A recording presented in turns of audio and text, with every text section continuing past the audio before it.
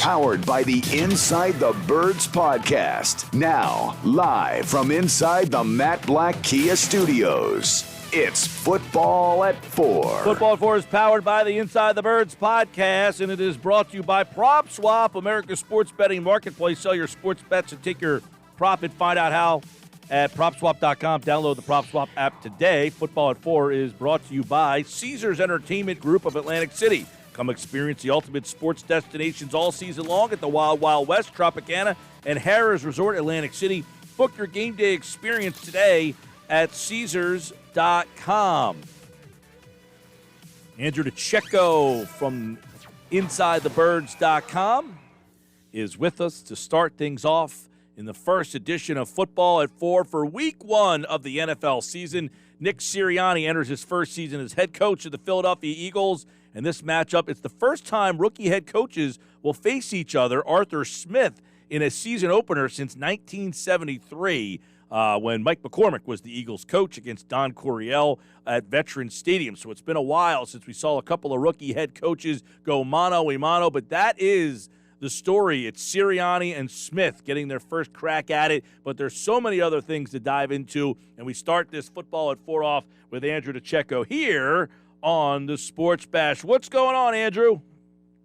Hey, Mike. It's been a long time. I'm doing well. How about yourself? Yeah, man. It's been a long time, but it's good to have you back on during the actual football season, which is here. And let's start off with Nick Sirianni and kind of get your offseason training camp impressions as he kind of gets ready for Week 1 of this season. I think he's an interesting kind of character in this whole sitcom, if you will. I mean, he's the lead role here. So what are we looking at from what have you seen from Sirianni through the preseason, the training camp?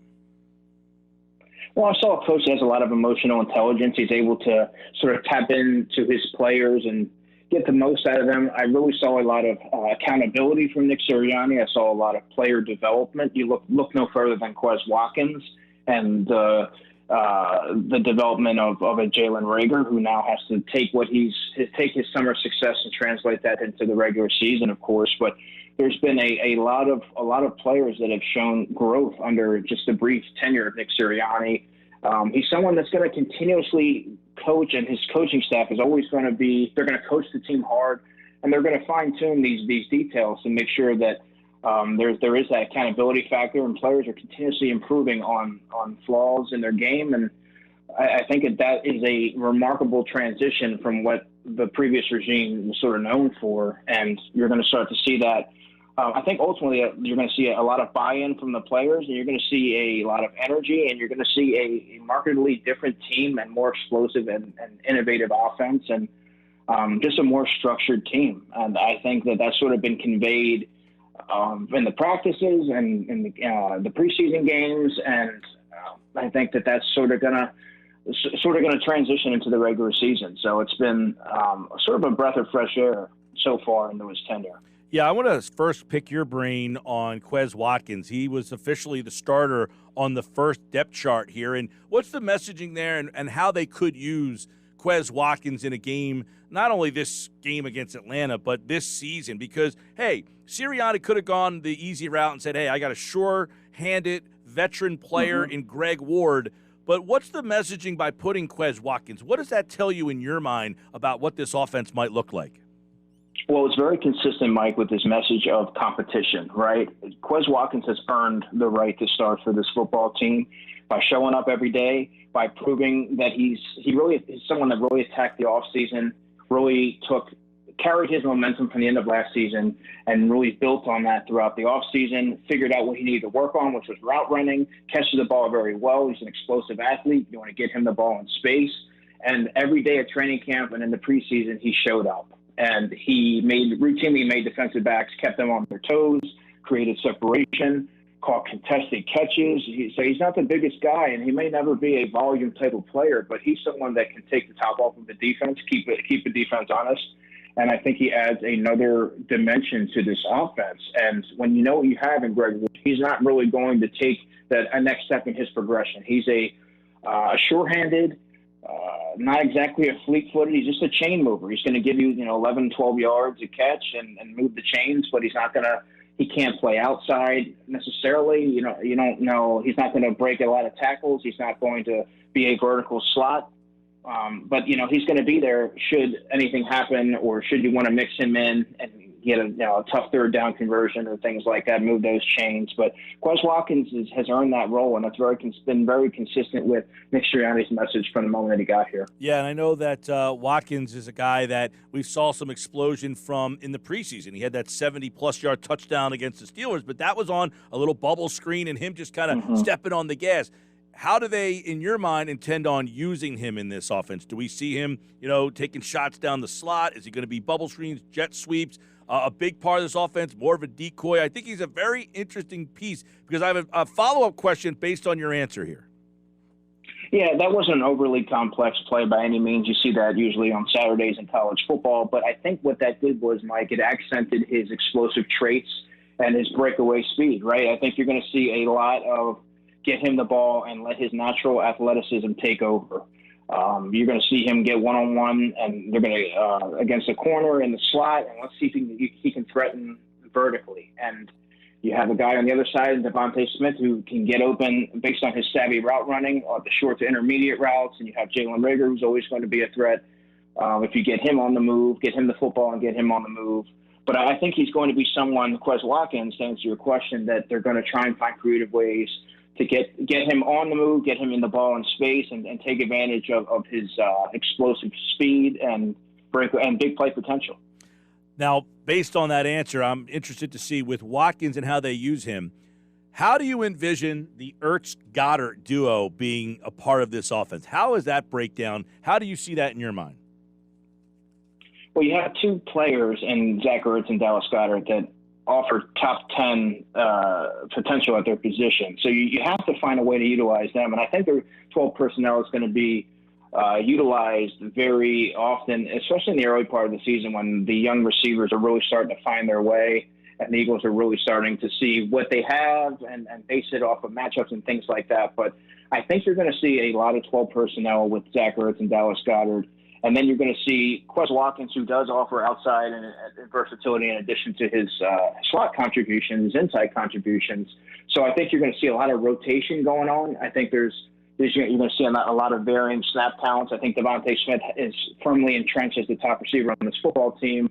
There's no question there. But I think Jalen Reagor and Quez Watkins are going to be subbed in and out while you have a healthy dose of Zach Ertz and Dallas Goedert, at least in the first couple of weeks of the season. Yeah, I'm interested how that all breaks down. That's something Andrew Dicecco, Football 4 from the InsideTheBirds.com and the Inside the Birds podcast, of course, bring you Football 4 each and every day here on the Sports Bash. And, one of the big things with Goddard and Ertz is they're two of the better weapons in the offense. So you wonder how much time they get, and what does that do to a guy like Watkins and the wide receiving core? Do you have to play those two guys more than you play three wide receivers?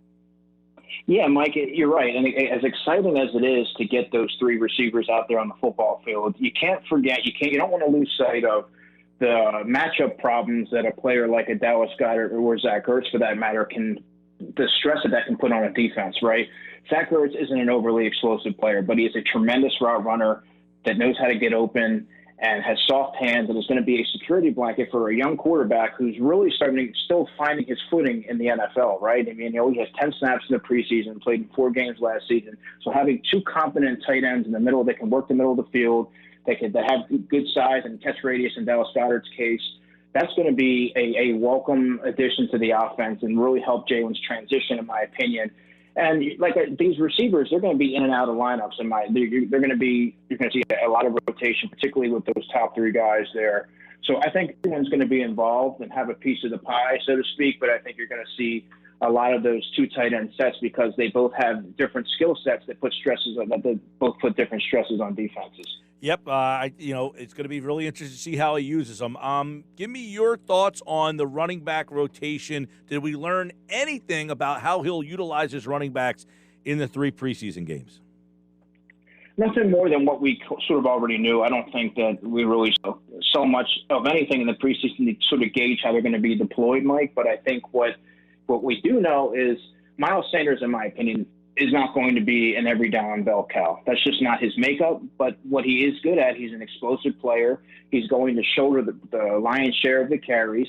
He needs to improve as a pass receiver. But while he might not be as astute in that area, you have other players like a Boston Scott and a Kenny Gainwell. Kenny Gainwell, I think, is going to have an early role, earlier than many anticipated, I would say. He's going to have a decent role on the offense as a pass-catching running back. Also proved that he's not afraid to pound it between the tackles.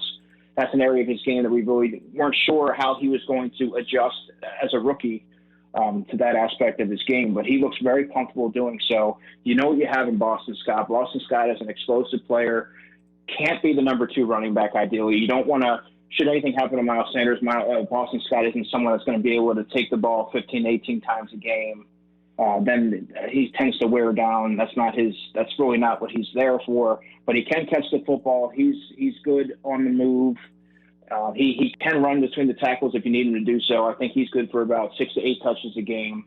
And it wouldn't surprise me if Jordan Howard gets one of those call-ups Saturday by 4 p.m. as one of those practice squad call-ups, because you really do need a short yardage running back, I would think, to sort of take advantage of those down and distances and goal line situations. So to go into the game with 3 running backs is a little light. That's why I had a sneaky suspicion that you're going to want that bruiser to sort of churn out those tough yards. Right. The initial depth chart is out today, and one of the interesting spots on there, on top of Quez Watkins being named the starter, is that they only had the 3 running backs. Scott was the 2, Gainwell was the 3. So what kind of role does Gainwell have?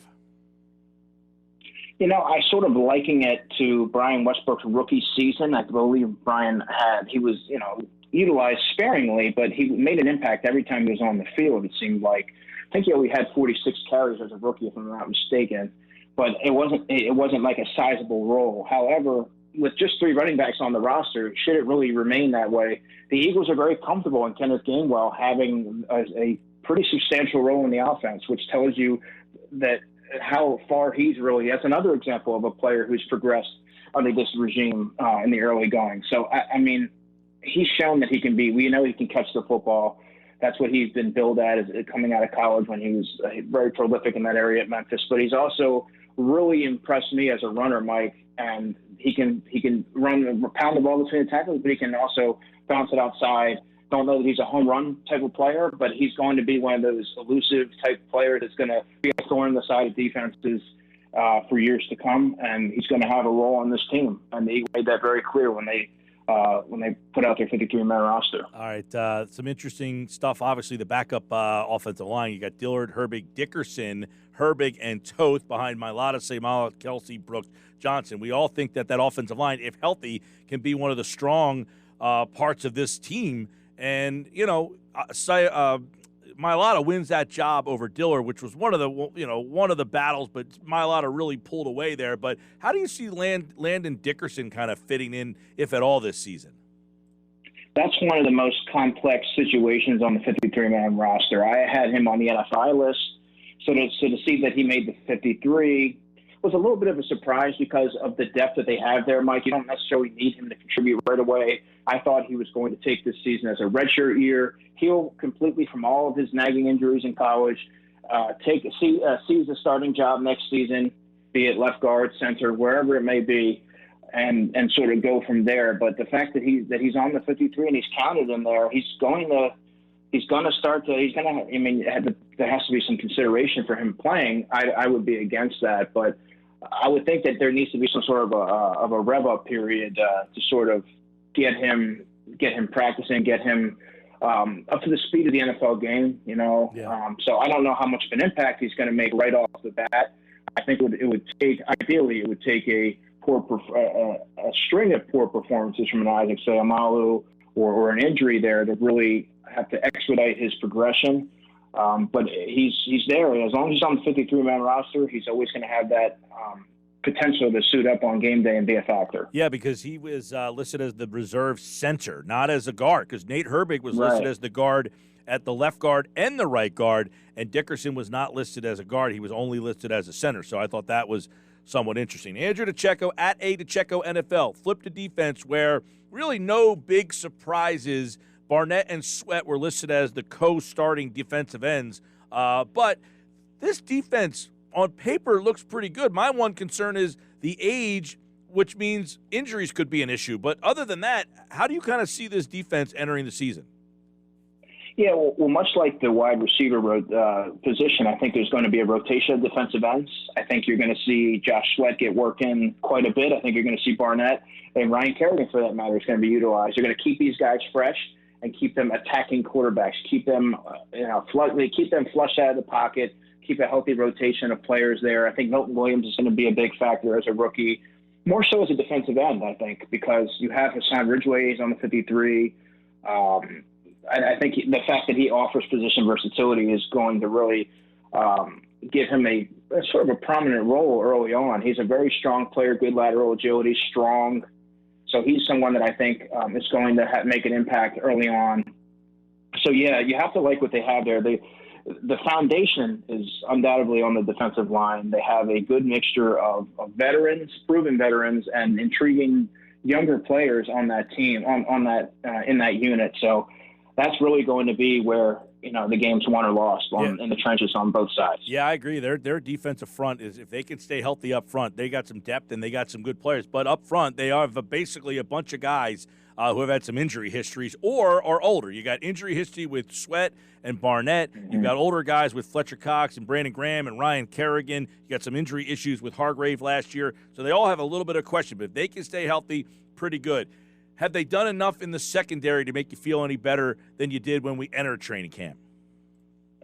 From a starting perspective, absolutely, but there's still depth concerns, Mike. If something goes awry and Darius Slay and or Steve Nelson can't go or are unavailable for a week, well, then you're looking at Zach McPherson starting a football game on the outside. I mean, he's just one play away, and I don't know that you want to put a rookie in that situation. Ideally, you'd like for them to be able to develop behind a pair of veterans and sort of gradually be brought along and not have to just be almost on call and one play away from seeing your first extensive NFL action. Safety is another concern to me. I mean, you have a banged-up position group. We don't know what Rodney McLeod's status is going to be for Sunday. Kayvon Wallace has been banged up. Marcus Epps has some experience there, but he's a limited player. Elijah Riley is a developmental safety, really good special teams player, could get the bump up to the active roster before the game for special teams purposes. But, I mean, really, you can really only count on Anthony Harris going into week one as a surefire player that's going to be out there. You know what he's going to do.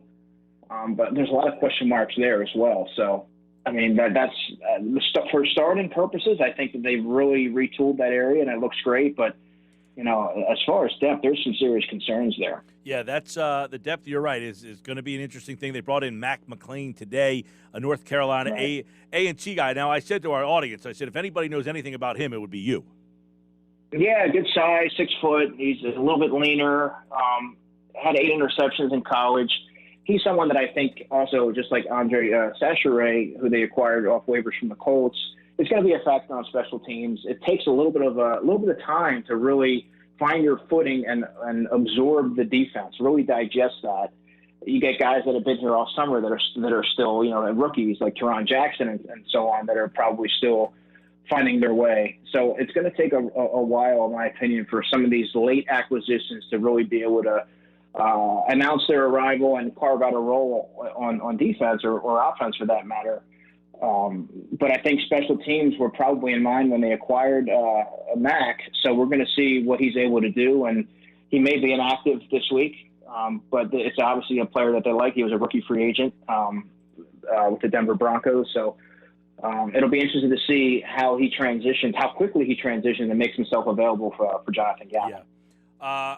The linebackers last year, for the first half, when Nate Geary played, he's an unplayable player. I thought they at least were okay as the season went on. Bringing Wilson here, Singleton, how do you look at this linebacking unit now? Well, it's very intriguing because it has a lot of young players. I think Alex Singleton's a player who had, 120 tackles and 11 starts last year. Well, I mean, imagine what he's going to be able to do as a full-time starter going into the season. He was named the captain yesterday, of course. He could really close in on 175 tackles, and he's just a nosy football player, always around the ball. I think he really complements Eric Wilson opposite him. Eric Wilson's an undersized linebacker, but a very astute in coverage, good coverage acumen. That's what he's been billed at since when he came over from the Vikings. I think that Singleton's tenacity and downhill approach combined with Eric Wilson's sort of sideline-to-sideline lateral agility and athleticism really lends itself well to, a retooled second level. TJ Edwards is a good third linebacker, Mike. He's someone that I thought came into training camp this year looking to make a point, looking to sort of shed that label as a one-dimensional player, and he made himself more valuable in coverage, which is going to ultimately allow him to see the field a lot more than he has. And then you have a complement of young players behind them. Jannard Avery's still in the mix. Patrick Johnson made the team. I don't know how vital he's going to be early on. He could be inactive on week one if I had to guess right now. But Sean Bradley's a good special teams player. So they have a good mix, but it's a very young room. Sure is. And then there's Jannard Avery in the Sam linebacker spot. When you look at the starters, when they list him, he is listed as a starter. Did we learn at all how that position, the Jannard Avery, Patrick Johnson, by the way, is backing him up? How much, usage and playing time, and what kind of role does that Sam linebacker have? Well, we didn't really see much from Jonathan Gannon in the preseason. It was a very vanilla game plan. That Sam position remains, much of a mystery right now. You don't really know. I mean, you sort of saw a little bit of when you saw, I believe it was Jannard Avery shooting the gaps a little bit, playing close to the line of scrimmage. You're really going to see it's really a fastball pass rusher that you really don't have a place for that joker role. Joe Ostman also got some looks there before he was injured and wasn't able to continue on with the team. So, I mean, it's going to be sort of just an extra pass rusher that's a little bit undersized that doesn't really have a role, but you want to, make yourself a little bit more dangerous and off the edge there. So we're going to sort of see how that position develops throughout the season. But, based on what I've gathered, that's sort of what you're going to see. I don't know how often or how many snaps they're really going to see, but they definitely have a role in mind for that position. All right. I look forward to that, too. We didn't get to see that in the preseason games really at all from Jonathan Gannon's unit. We'll see how much Jannard Avery, Ryan Kerrigan, those are some of the kind of wild card players, I think, in this defense. It all starts this Sunday, 1 o'clock, right here on 97.3 ESPN. Andrew will be back on Friday to give us more insight on the actual matchup, how the Eagles match up with the Falcons, and, of course, during football at 4 right here on the Sports Bash. Andrew, all right, man, football's back. I appreciate it. Absolutely, man. Talk to you on Friday. All right, that's Andrew Dicecco from InsideTheBirds.com, and he is brought to you by Caesars Entertainment of Atlantic City. Come experience the ultimate sports destinations all season long at the Wild Wild West Tropicana and Harrah's Resort Atlantic City. Book your game day experience today at Caesars.com. We welcome them on board for the football season, bringing you football at 4, powered by the Inside the Birds podcast.